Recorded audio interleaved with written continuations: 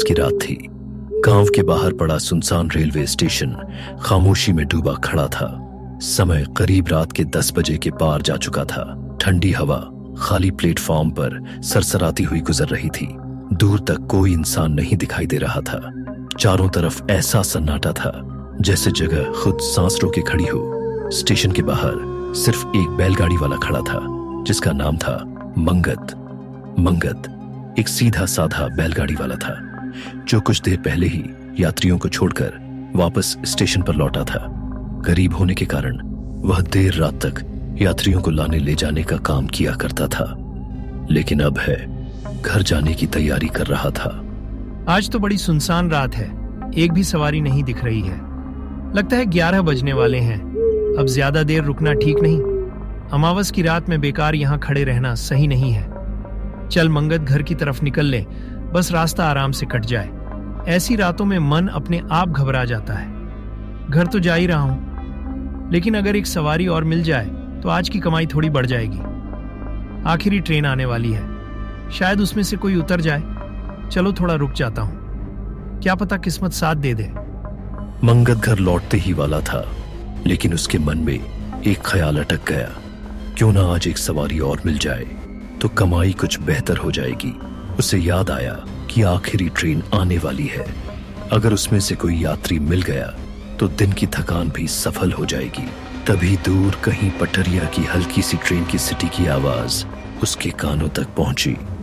मंगत ने तुरंत सिर उठाकर उधर देखा। शायद ट्रेन अब आने ही वाली थी। ये रही ट्रेन की सीटी, लगता है आ ही गई। देखते हैं, शायद कोई यात्री मिल ही जाए।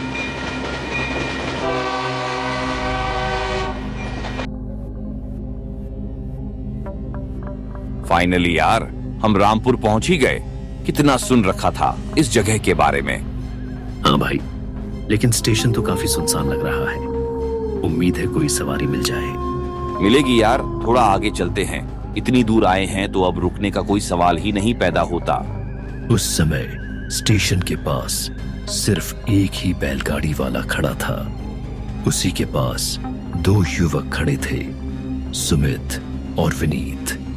आइए भैया, बैलगाड़ी में बैठोगे क्या? कहाँ तक जाओगे? भैया, इधर आसपास कोई ठहरने की जगह मिलेगी क्या? हम पहली बार आए हैं यहाँ पर। मिल जाएगी भैया, आप बताइए तो सही, आपको क्या कहाँ रुकना है बेटा? रात काफी हो चुकी है, अब देर करना ठीक नहीं है। यहाँ पर थोड़ा रास्ता अजीब सा है। भैया सच बताऊं तो हम यहाँ थोड़ा एडवेंचर के लिए आए हैं। शहर की भाग दौड़ से दूर कुछ अलग महसूस करना है।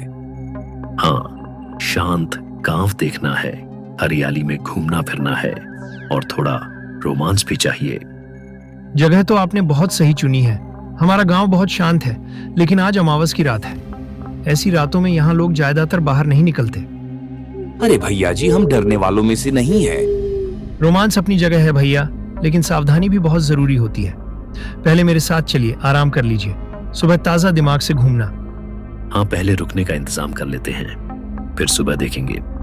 ठीक है भैया, आपकी बात में दम है। बस यही समझदारी है।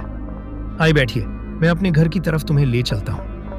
दोनों की आंखों में अलग ही उत्साह चमक रहा था, मानो ये देर रात का सफर उनके लिए किसी रोमांस से कम न होगा।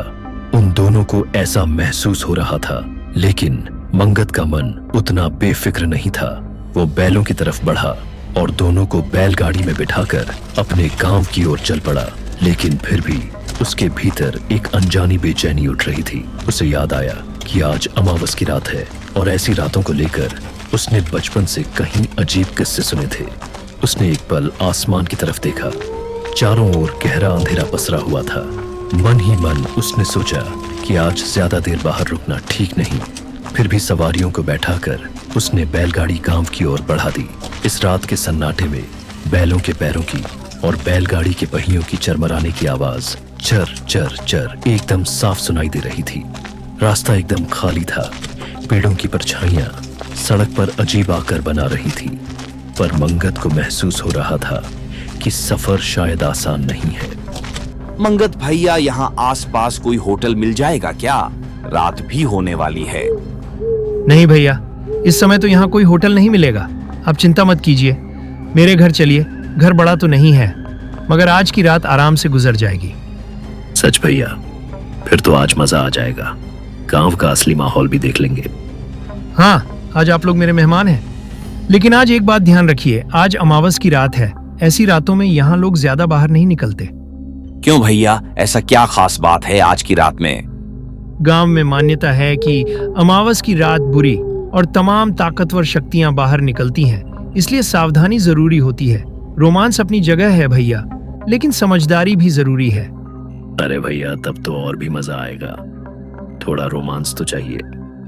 पहले घर चलिए, रात बाहर बिताने लायक नहीं है। ठीक है भैया, जैसा आप सही समझे। धन्यवाद मंगत भैया, आपने बड़ी मदद कर दी। अरे, इसमें धन्यवाद की क्या बात है, बस अब जल्दी घर पहुंच जाए। अमावस की रात में अंधेरा कुछ ज्यादा ही गहरा जाता है। रात के 12 बजने वाले थे, तभी विनीत और सुमित दोनों मंगत के घर पहुंच चुके थे। घर के बाहर बैठकर तीनों ने साथ मिलकर चाय पी और देर तक आपस में बातें करते रहे। माहौल एकदम सामान्य था, लेकिन मंगत के चेहरे पर हल्की सी गंभीरता साफ झलक रही थी। कुछ देर बाद उसने दोनों को समझाते हुए रात की गंभीरता का एहसास कराया। उसकी आवाज में चिंता साथ महसूस हो रही थी, जैसे वह अनहोनी की आशंका को पहले से भांप रहा हो। विनीत, सुमित, मेरी बात ध्यान से सुनो। आज अमावस की रात है। ऐसी रातों में यहाँ का माहौल बदल जाता है। गांव के लोग मानते हैं कि इस समय बुरी ताकतें हैं, ज्यादा शक्तिशाली हो जाती है, इसलिए बेवजह बाहर घूमना ठीक नहीं। अरे मंगत भैया, आप भी ना कैसी कैसी बातें करते हैं, बिना वजह ही डरा रहे हैं। भैया, हम डरने वालों में से नहीं हैं। भैया, रास्ते में आपने जिस हवेली का जिक्र किया था, क्या सच में वह इतनी डरावनी है? गांव से थोड़ा दूर एक पुरानी हवेली है जो अब पूरी तरह जर्जर हो चुकी है। लोग कहते हैं कि वहां कुछ अच्छा नहीं है। रात होते ही वहां से कुछ अजीब अजीब आवाजें सुनाई देती है। उस हवेली के पास शाम को कोई भी गांव वाला नहीं जाता। सच में क्या लोग इतने डरते हैं उस जगह से? एक बार गांव का एक आदमी जिद में आकर उस हवेली के अंदर चला गया था। अगले दिन वह हवेली के पास वाले शमशान के पास बेहोशी की हालत में मिला। तब से लोग और भी डरने लगे। वहां हमेशा ऐसा लगता है जैसे खौफ का साया मंडरा रहा हो। जो आप बता रहे हैं वह सुनकर थोड़ा अजीब जरूर लग रहा है। अगर सच में वहां ऐसा कुछ हुआ था तो बात सोचने वाली है। खैर, बातें करते करते देर हो रही है। आप लोग चाय खत्म कीजिए, मैं अंदर जाकर खाने का इंतजाम करता हूँ। यार विनीत, तुम्हें नहीं लगा कि मंगत भैया के घर में और कोई है ही नहीं? कितना शांत है सब कुछ। हाँ, थोड़ा अजीब तो है, लेकिन गांव के घर ऐसे ही होते हैं शायद।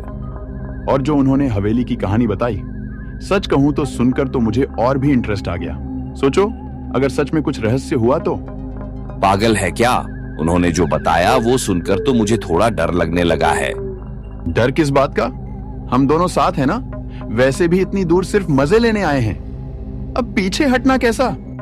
लेकिन अगर सच में वहां कुछ गड़बड़ हुई तो? कुछ नहीं होगा। और हाँ, अगर मंगत भैया मना करेंगे तो हम उन्हें मना लेंगे। आखिर देखने में क्या हर्ज है। हाँ, बात तो तेरी सही है। इतनी दूर आए हैं तो खाली हाथ थोड़ी लौटेंगे। बस तय रहा, मौका मिलते ही हवेली तक चलेंगे, पता तो चले वहां सच्चाई क्या है। कुछ देर बाद मंगत ने खाना तैयार कर लिया और दोनों को खाने के लिए आवाज दी। विनीत और सुमित हाथ मुंह धोकर आंगन में आ बैठे। तीनों ने साथ बैठकर सादा भोजन शुरू किया। दिन भर की भाग दौड़ के बाद घर का खाना सबको अच्छा लग रहा था। खाते खाते वे हल्की फुल्की बातें करते रहे। तभी सुमित ने निवाला तोड़ते हुए मंगत से एक सवाल पूछ लिया। विनीत भी उसकी ओर देखने लगा, जैसे वह भी इस बात का जवाब सुनना चाहता हो। मंगत भैया, खाना सच में बहुत स्वादिष्ट है। आपने इतनी मेहनत की, इसके लिए दिल से शुक्रिया। अरे भैया, इसमें शुक्रिया कैसा? घर का ही तो खाना है। भैया, एक बात पूछूं, घर में और कोई नजर नहीं आ रहा, क्या आप यहाँ अकेले रहते हैं? हाँ मंगत भैया, आपने हमें इस अनजान जगह पर सहारा दिया, यह हम कभी नहीं भूलेंगे। लेकिन सच बताइए, आपके परिवार में और कौन कौन है? अब यहाँ मेरा कोई नहीं है। पहले मेरे माता पिता थे, लेकिन वक्त के साथ सब चले गए। पिताजी खेती किया करते थे, उसी से घर चलता था। उनके बाद खेत तो है, पर मेरा मन उसमें नहीं लगा, इसलिए बैलगाड़ी चलाना शुरू कर दिया। उसी से गुजारा हो जाता है। भैया ये सुनकर सच में बुरा लगा। इतनी कम उम्र में इतना सब कुछ संभालना आसान नहीं होता। जिंदगी है भैया, धीरे धीरे सब सहना सीख जाता है इंसान। अब तो यही रोजमर्रा बन गई। आपने जिस हिम्मत से यह सब संभाला है वह तो हिम्मत काबिल तारीफ है।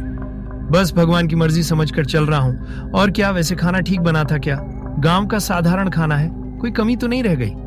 अरे नहीं भैया, मजा आ गया। सच कहूं तो इतना स्वादिष्ट खाना मैंने पहले कभी नहीं खाया। आज समझ आया कि असली स्वाद तो गांव के खाने में होता है। सही कह रहे हो सुमित, घर जैसा खाना मिल गया, सफर की सारी थकान उतर गई।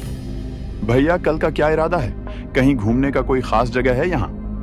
मैंने बताया था ना, गांव के बाहर एक पुरानी हवेली है, उसके पास ही शमशान भी है, लेकिन उस तरफ जाना ठीक नहीं समझता मैं। बस भैया वही तो देखना है हमें, हम तो एडवेंचर के लिए ही आए हैं। नहीं, मैं सच कह रहा हूं, वह जगह सही नहीं है। मैंने खुद वहां कुछ अजीब चीजें महसूस की हैं। लोग यूं ही उससे दूर नहीं रहते, वो जगह ठीक नहीं मानी जाती। अरे भैया इतना भी क्या डरना, कभी कभी लोग बातें बड़ा चढ़ाकर भी तो कह देते हैं। तुम लोग समझ क्यों नहीं रहे हो? हर जगह देखने लायक नहीं होती। हाँ मंगत भैया, हम बस एक बार देखना चाहते हैं। आप फिक्र मत कीजिए, हम संभल कर रहेंगे। ठीक है, तुम लोग इतनी जिद कर रहे हो तो मैं मना नहीं करूंगा, लेकिन मेरी एक शर्त होगी। कैसी शर्त होगी मंगत भैया? हवेली तक जाना ठीक है, लेकिन उसके बाद जो शमशान है ना, उसकी तरफ कदम भी मत बढ़ाना। वहां से अगर कोई आवाज आए रोने की या कोई पुकारने की, या कोई ऐसा लगे कि मदद मांग रहा है, तब भी उधर मत जाना। यहां तक कि अगर कोई जोर से चीखे तो भी पलट कर मत देखना। मैं साफ कह रहा हूं, किसी भी हालत में शमशान की तरफ नहीं जाना।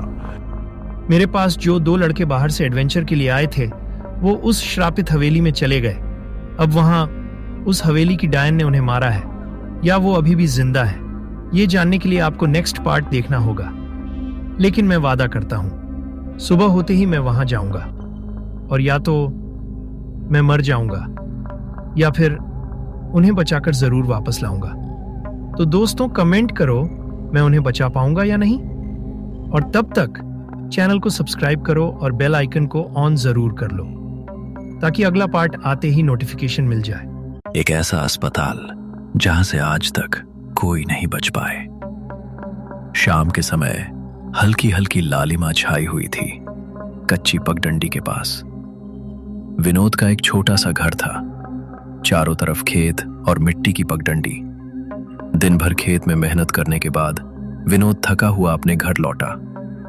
जैसे ही उसने आंगन में कदम रखा, उसने ऊंची आवाज में कहा, अरे ओ भाग्यवान, क्या बना रही हो खाने में? ओ जी, सुनते हो? आज जब तुम खेत में जा रहे थे, तब रामदास जमींदार के यहाँ से एक आदमी आया था। अच्छा, क्या कह रहा था वो? अरे वो रामदास जमींदार अपने पोते का जन्मदिन मना रहे हैं, पूरे गांव को दावत दी है, तुम्हें भी बुलाने आया था।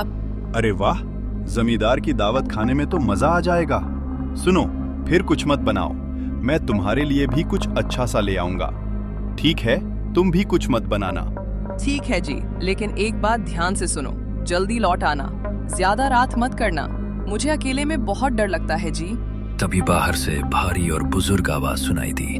विनोद, ओ विनोद, घर पर हो क्या? अरे तुम्हारा भी न्योता आया है, जमींदार ने पूरे गांव वालों को न्योता दिया है। दावत में चल रहे हो क्या? अरे हाँ काका, आया। दावत भला कोई छोड़ता है क्या? आ रहा हूँ काका। अरे काका, अच्छा हुआ आप आ गए, मुझे तो लग रहा था सब मुझे छोड़कर निकल गए होंगे। अरे हाँ भाई, तुम सही कह रहे हो, दावत का नाम सुनकर भला कौन रुकता है। दोनों हंसते बातें करते हुए जमींदार रामदास की बड़ी हवेली की ओर जाने लगे। रात के लगभग 9 बज चुके थे। विनोद ने पेट भरकर खाना खाया और फिर हवेली से बाहर आ गया। आसमान में आधा चांद बादलों के बीच चुप चुप कर निकल रहा था।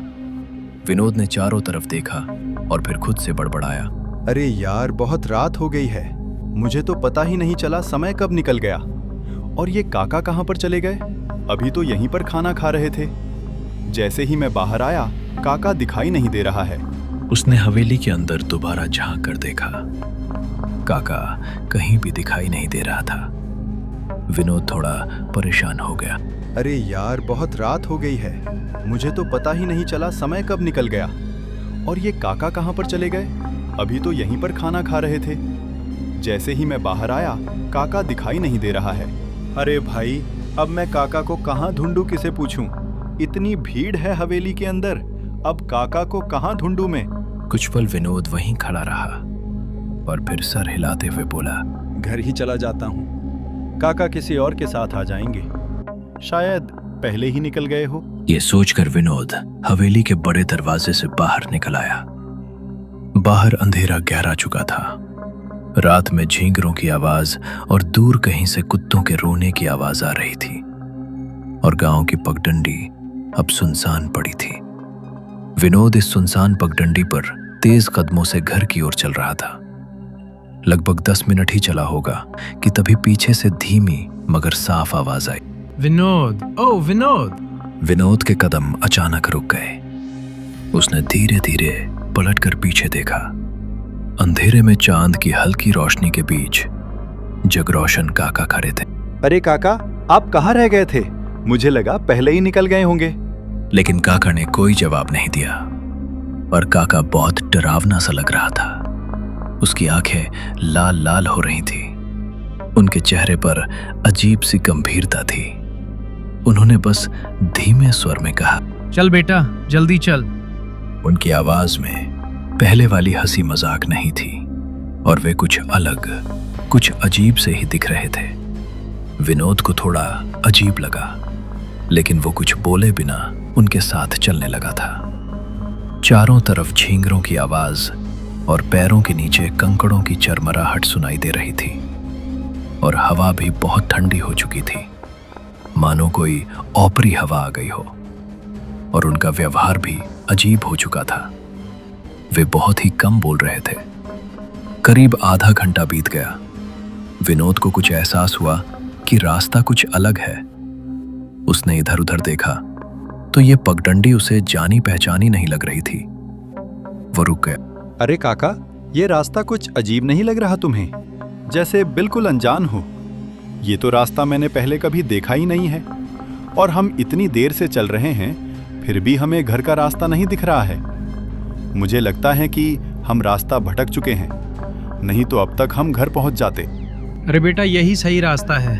कुछ ही देर में पहुंच जाएंगे तुम। थोड़ा धैर्य रखो। उनकी आवाज अब और भी भारी और धीमी थी।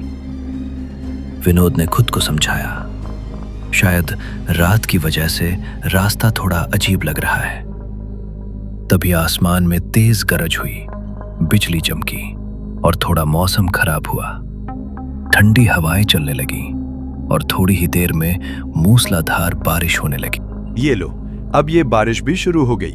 बारिश बहुत तेज हो रही थी और बारिश इतनी तेज होने की वजह से बारिश में आंख खोलना भी मुश्किल हो रहा था। कपड़े कुछ ही सेकंडों में भीग गए। तभी बिजली की चमक में सामने कुछ दिखा। एक पुराना टूटा फूटा खंडर जिसकी दीवारें काली और जर्जर थीं। दरवाजा आधा टूटा हुआ था और अंदर घुप अंधेरा था। कुछ भी दिखाई नहीं दे रहा था। काका ने विनोद को इशारा किया। आओ बेटा, इधर चलो। बारिश रुकने तक यही रुकते हैं। विनोद ने खंडर की तरफ देखा। उसके दिल में हल्की घबराहट उठी। उसे याद आया, बचपन में लोग कहते थे कि इस रास्ते के पास एक पुराना अस्पताल है जहां कोई नहीं जाता। लेकिन बारिश इतनी तेज थी कि और कोई सहारा नहीं था। दोनों उस खंडार की ओर बढ़ गए।